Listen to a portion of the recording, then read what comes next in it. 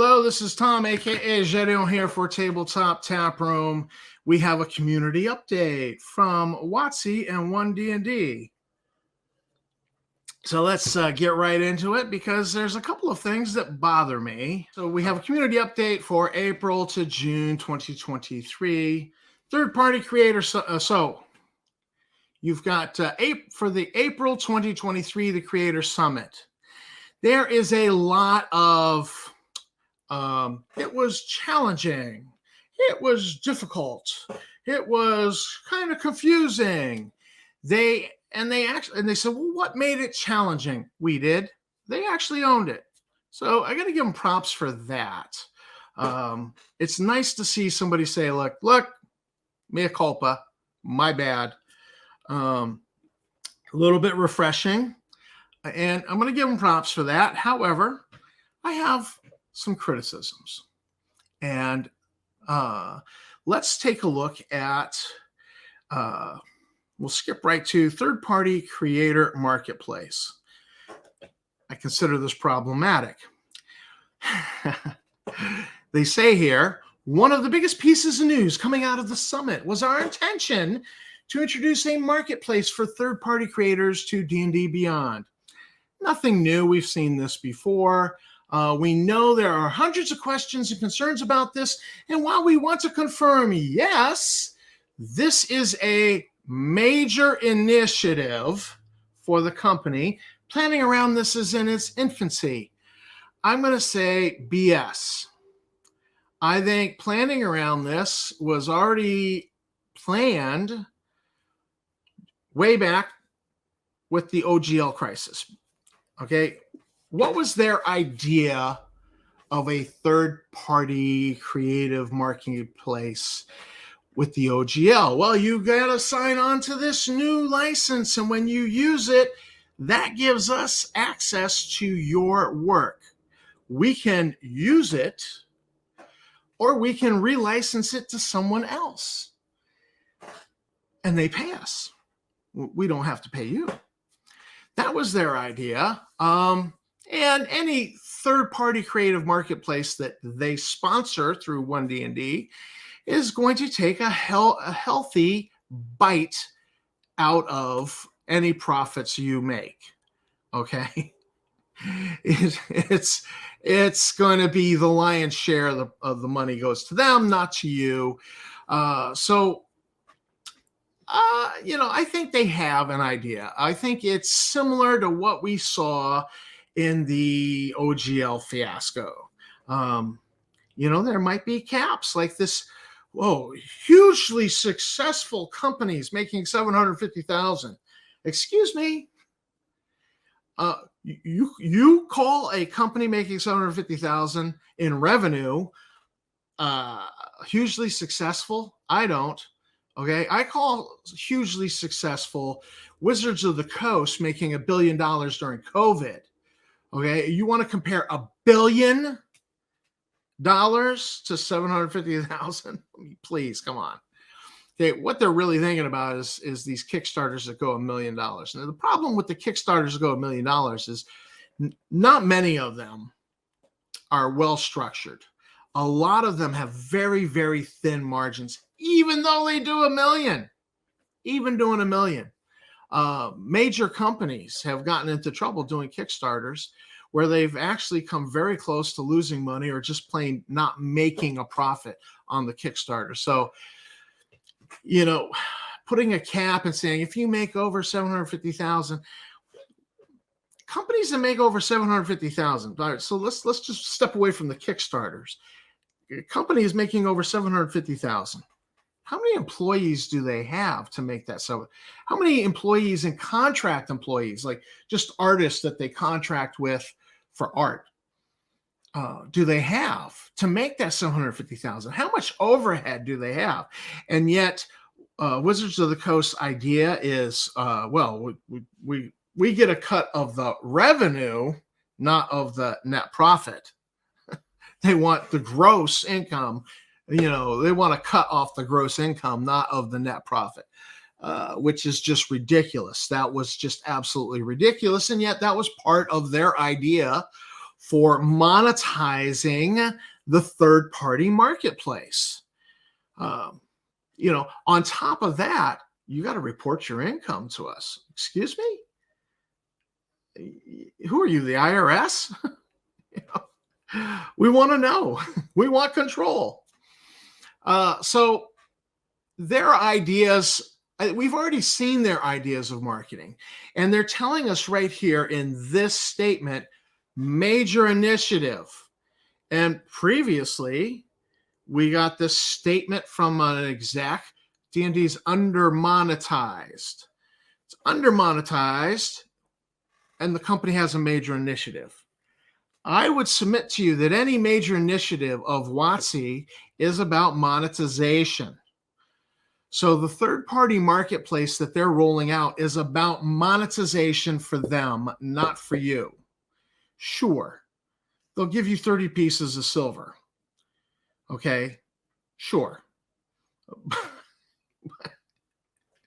Okay, but 30 pieces of silver in the context that original 30 pieces of silver was given was the price of a slave.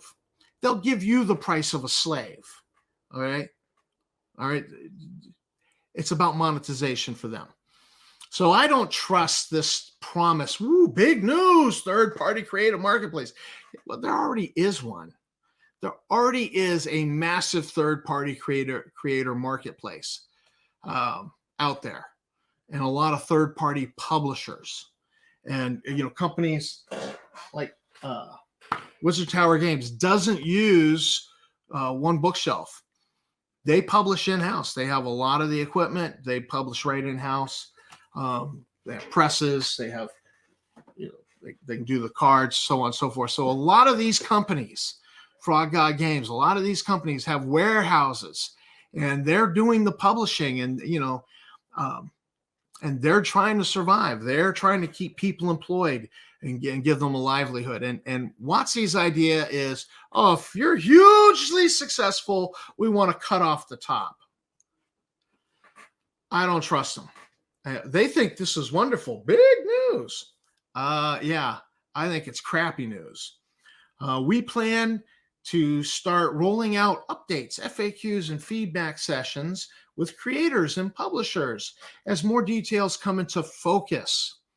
And we have more to share. Notice they're saying the details come into focus. The details are already there. They're just out of focus a little bit. And we don't have anything to share right now. That said, a project of this size takes time, and we want to be clear about our timeline. So here's our timeline. These communications shouldn't be expected soon. We want a clear timeline. Well, geez, that cleared it up. These communications shouldn't be expected soon. There is no clear timeline. Our clear timeline is there is no clear timeline. Here's the thing. I think they know what they want to do. I think if they told us what they want to do, we would react. Pretty much like we reacted to the OGL crisis, the OGL blow up, the Kyle Brink apology tour. People were like, excuse me? And so that's why it's out of focus. Let's just turn the lens on the camera out of focus. Nobody knows the details. And we'll do a little witch hunt in the office and hunt down whoever's been leaking stuff. And hopefully no more gets leaked. And we have nothing to share at this time. And no communication should be expected soon. Well, I'm going to predict that when they do roll this out, we ain't going to like it. It's going to be about bending the hobby over the table, no lubrication, and no kiss when they're done with you. Sorry. That sounds a little crude, but it's meant to be. It's meant to be put in crude terms, because what WotC is looking to do is crude.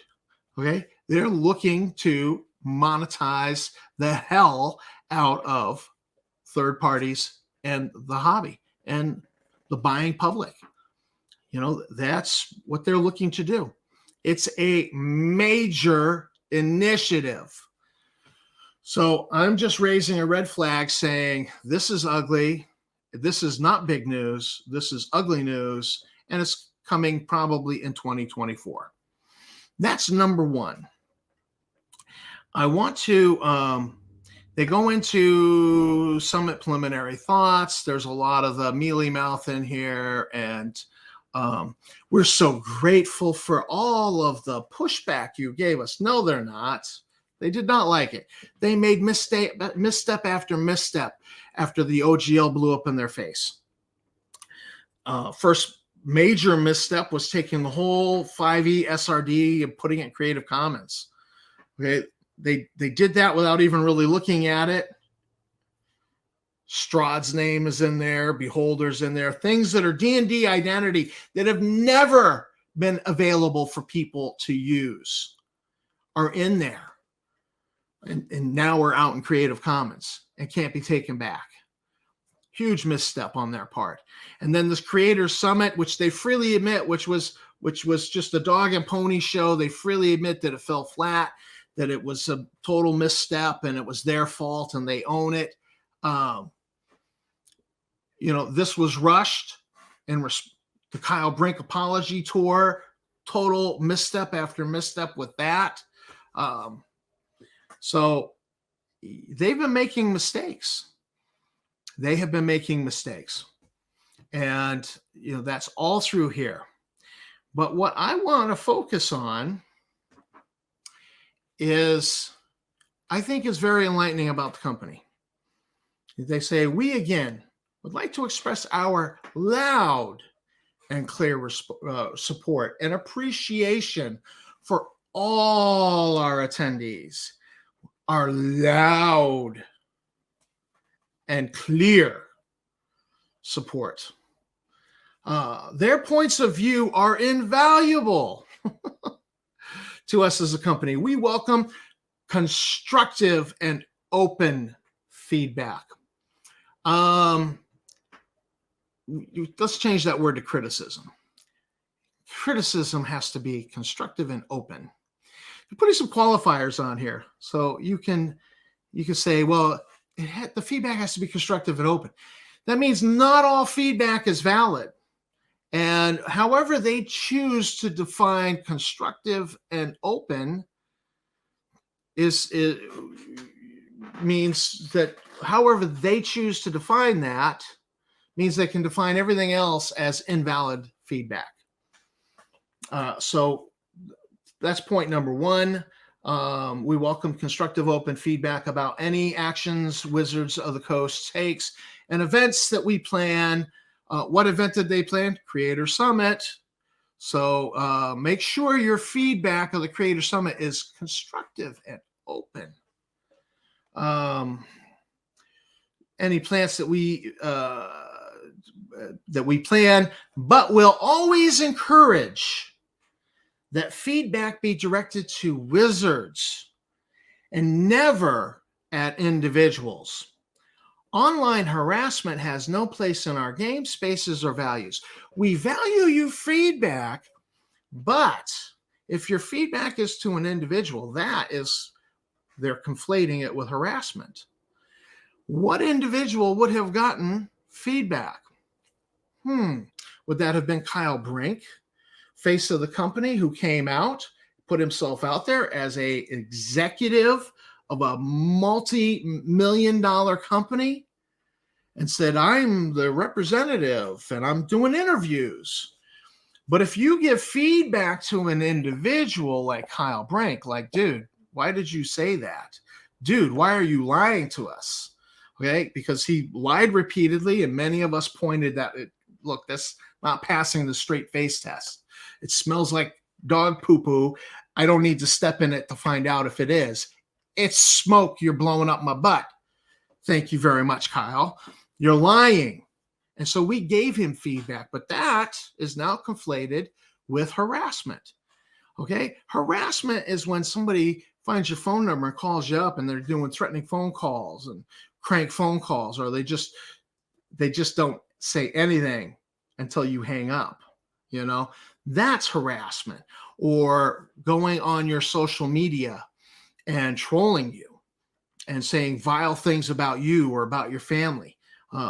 And by and large, most people don't do that. I believe most of us are reasonable, rational, good human beings, somewhere on some scale of comparable goodness, that by and large we don't appreciate certain things. And there are some individuals who do those things. They're a minority, but they're just a loud minority, and they're an embarrassment when they turn up regularly. So I'm not endorsing harassment, but to conflate feedback with harassment, I think, is a problem. And don't you dare give feedback to an individual. I'm sorry. When you put yourself out there, when I put myself out there on YouTube, I knew I was going to get feedback. And I knew I wasn't going to enjoy most of it. Okay, that's just the nature of the beast. Okay, the good wife has feedback for me.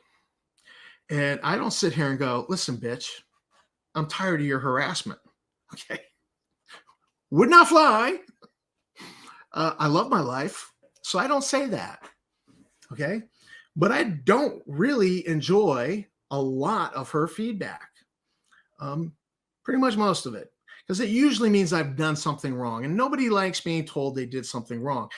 But a man with humility, a human being with humility who can take feedback and go, yeah, you have a point. I did something wrong, and can learn from it, gains wisdom.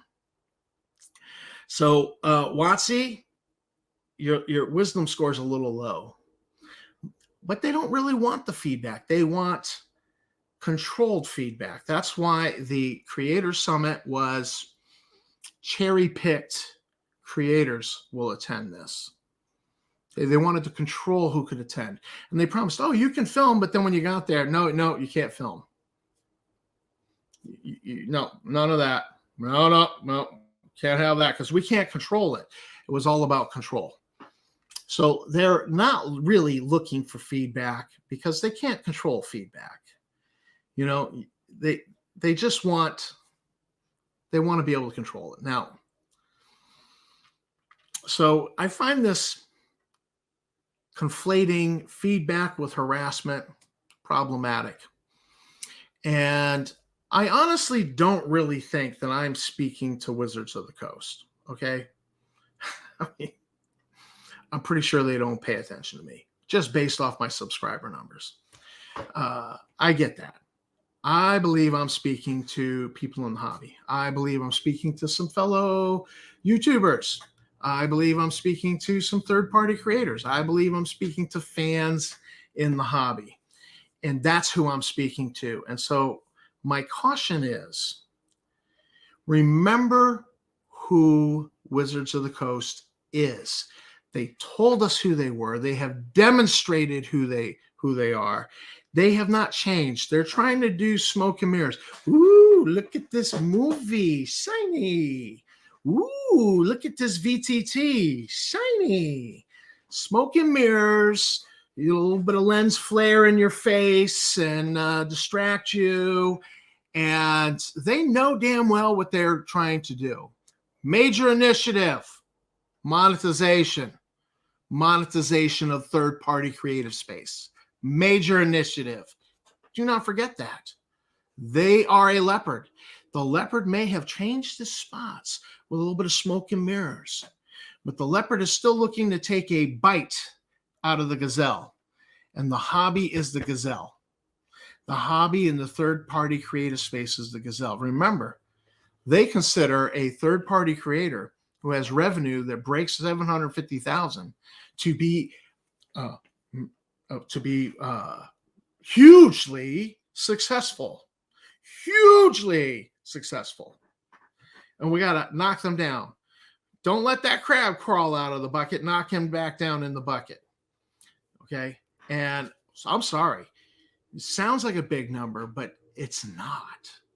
It's not a big number, because what's the overhead? How many people are employed? I mean, honestly, margins in this publishing space are pretty thin. Okay. People are not getting massively rich. Okay. They're just not. And you got $1 billion company looking to take a bite out of you like you're a gazelle. Ooh, we've changed our spots. You're still a leopard. You're still a leopard. Don't trust you. Do not trust them. Do not trust them. What should you do? What should your response be? One, I would avoid any third-party creative space they roll out. Just avoid that like the plague. Do not trust it. It's going to be all about them monetizing you. That's number one. Number two, hey, let's freak with some third-party publishers. Find a third-party publisher that you like. D&D no longer belongs to WotC. And why do I say, yeah, they still own it. Yeah, it's still their IP. Sure. But when they took the 5e SRD and put it in Creative Commons, it became ours. It's ours. 5e, let's face it, 5e is here to stay. Most number of players ever. It's the 900-pound gorilla in the D&D space. Okay. Let's face it. It's a 900-pound gorilla, and OD&D is a little macaque up in the trees, flinging poo and fruit down on you. Okay. BX is a little bit bigger monkey than OD&D.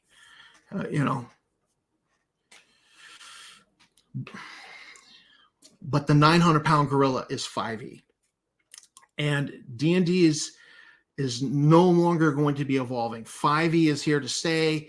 1D&D is going to continue to be 5e. But 5e belongs to the fans and belongs to us now and belongs to third-party creators. It's no longer WotC's castle. It belongs to us. It's our castle now. They misstepped. They put it out there. It's ours. It belongs to us. You don't have to do WotC to do D&D. And there are a lot of great third-party creators. Find one you like. I've said this before. I love Wizard Tower Games. Great module. This module sold me on the company. I love Dorks with Dice Studios, my buddy Bill Logan. Mostly because he's my buddy, right? Okay, because we're friends. I was friends with Larry Moore, who was attached to DWD Studios at one time. So, you got to back a friend's play. DWD Studios, though. Okay, Frontier Space. Homage rule set to Star Frontiers. Okay. I'm kind of liking, where'd you go? Here we go. Holman Design Group. Okay. I've finished reading this module. I'm going to read the sequel to it and maybe do a review on it for the Star Frontiers fans. So I'm liking, find companies you like and spend some money with them. Help them stay in business because they are not hugely successful. They haven't done $1 billion. But you know what they also haven't done? They haven't really screwed up like WotC. They haven't sent the Pinkertons to somebody's door. They haven't tried to bend the hobby over a table and screw it from behind. They have not, they've not debased Magic the Gathering cards. The hobby, third-party creators, they've stayed apolitical because they want to sell right and left. They want to sell to Republicans and Democrats and communists and libertarians and Green Party. They don't care. Money's money. Money's green. Money spends. They're apolitical, most of them. And they've stayed away from it for the most part. Find a company you like, okay, that's innovative and creative and that does great products that you like. I like that. That's my message. WotC, they showed us who they are. And right now, it's all smoke and mirrors. Creative summits, and we're going to be at Gen Con now. You should have been at Gen Con all along, dummy. Okay, that we're going to be at a fan expo in Canada. Good. You should have been there all along. Okay, you should be at big events. You should be interacting with the fans. Okay, about damn time. That's all I got to say on that. But find the company you like and spend some money with them. You don't have to do D&D with WotC. End of rant. This is Tom for Tabletop Taproom signing out, saying thanks for watching my video. Thanks to my subscribers. You guys are great. And I normally say keep on gaming, but you know what? Keep on gaming, but don't do it with WotC. They don't need your money. Okay? They're a leopard looking to take a bite out of the gazelle. They're a vicious predator in the marketplace. That's who they are. They told us that. They've shown us that. Not to be trusted. Find a third-party creator and support them. Thank you.